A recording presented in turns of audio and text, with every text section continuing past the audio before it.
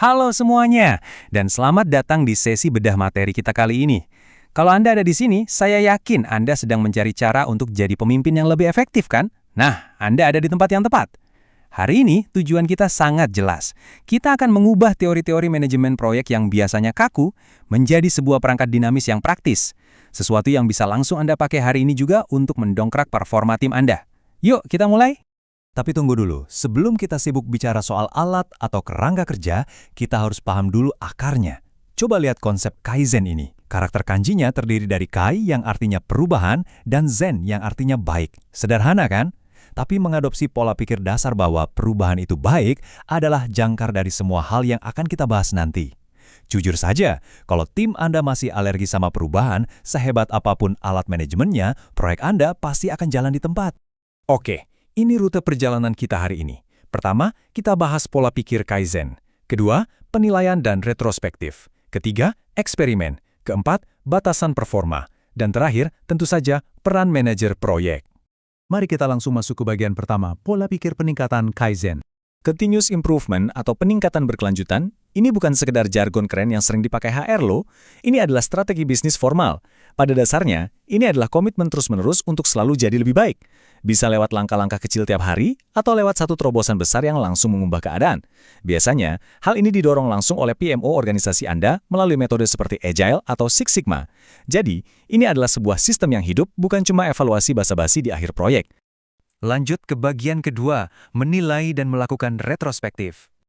Nah, sekarang coba tanyakan pertanyaan kritis ini pada diri Anda. Seberapa siap sih tim dan organisasi Anda untuk benar-benar melakukan peningkatan ini? Serius, coba dipikirkan. Kita harus menjembatani teori yang bagus tadi dengan realitas harian di kantor Anda. Karena logika sederhananya begini, kalau Anda tidak tahu persis di mana posisi Anda sekarang, mustahil Anda bisa merencanakan rute untuk maju. Lalu gimana cara ngecek kesiapan itu? Gampang. Coba intip daftar risiko atau risk register tim Anda. Dari situ kelihatan seberapa siap mereka mengantisipasi ancaman kualitas. Terus, apakah dokumen lessons learned atau pelajaran yang didapat itu rajin diupdate atau cuma jadi pajangan? Anda juga bisa ngecek sertifikasi tim. Apakah mereka familiar dengan kerangka kerja seperti Agile atau Lean Six Sigma?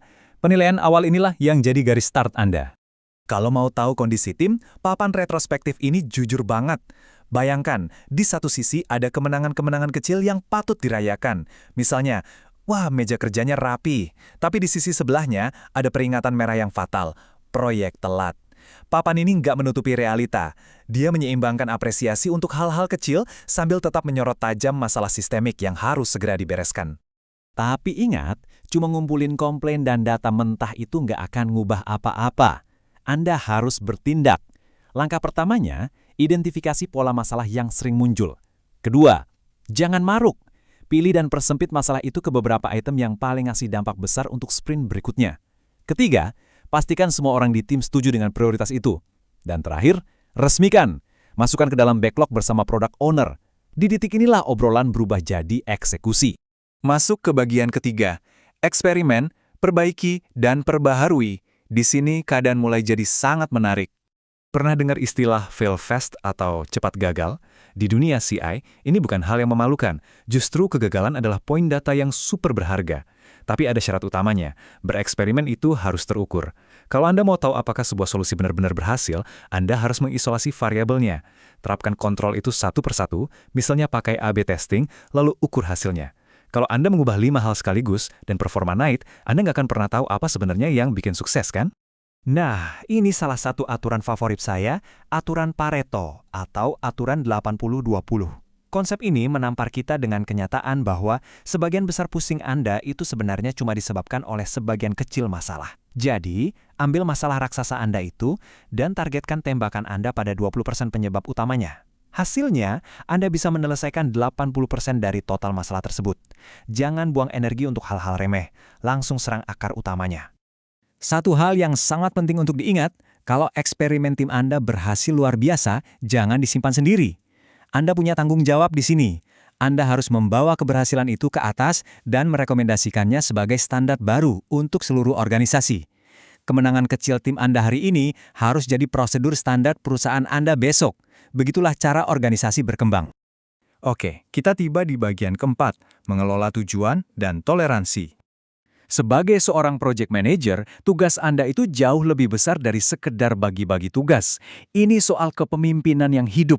Anda harus ngomongin tujuan proyek terus-menerus, sampai mungkin Anda bosen dengarnya. Anda harus memastikan proses transfer pengetahuan berjalan mulus, menjaga mood dan dinamika tim, dan terus mengingatkan mereka apa nilai inti dari proyek ini. Percaya deh, kalau tim sudah lupa kenapa mereka ngerjain tugasnya, kualitas pekerjaan mereka pasti langsung terjun bebas.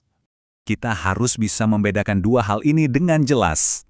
Di sebelah sini, kita punya tujuan proyek yang sifatnya kaku, seperti budget nggak boleh jebol atau jadwal rilis harus tepat. Tapi di sebelah sana, kita punya toleransi atau ambang batas. Ini adalah ruang bernapas untuk tim Anda.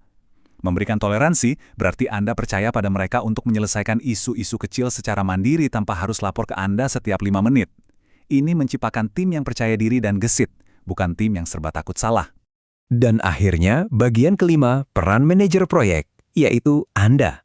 Di dalam model terpusat ini, Anda adalah sutradaranya. Anda yang memastikan semua tenggat waktu saling sinkron.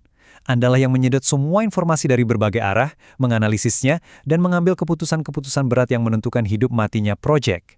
Mulai dari mengelola guncangan perubahan, sampai akhirnya menutup kontrak secara resmi. Intinya, Andalah roda gigi utamanya. Dan yang perlu disadari, proses ini nggak ada garis finishnya, belajar itu nggak ada ujungnya. Kita sedang melihat ekosistem Kaizen yang sesungguhnya di sini.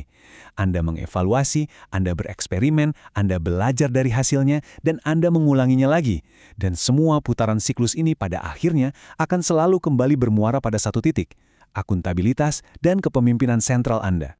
Setelah semua alat yang kita bedah, eksperimen yang kita bahas, dan strategi yang kita susun, ada satu realita tak terbantahkan. Tanggung jawab akhir atas sukses atau gagalnya performa tim itu ada di pundak Anda. Tugas-tugas inti kepemimpinan ini sama sekali tidak bisa Anda delegasikan ke orang lain. Ya, ini beban yang berat. Tapi sekarang Anda sudah punya alat untuk menaklukkannya. Pertanyaannya sekarang adalah, perubahan Kaizen seperti apa yang akan Anda terapkan di tim Anda besok pagi? Pikirkan itu. Terima kasih banyak sudah menemani sesi bedah materi kali ini, dan sampai jumpa di pembahasan selanjutnya.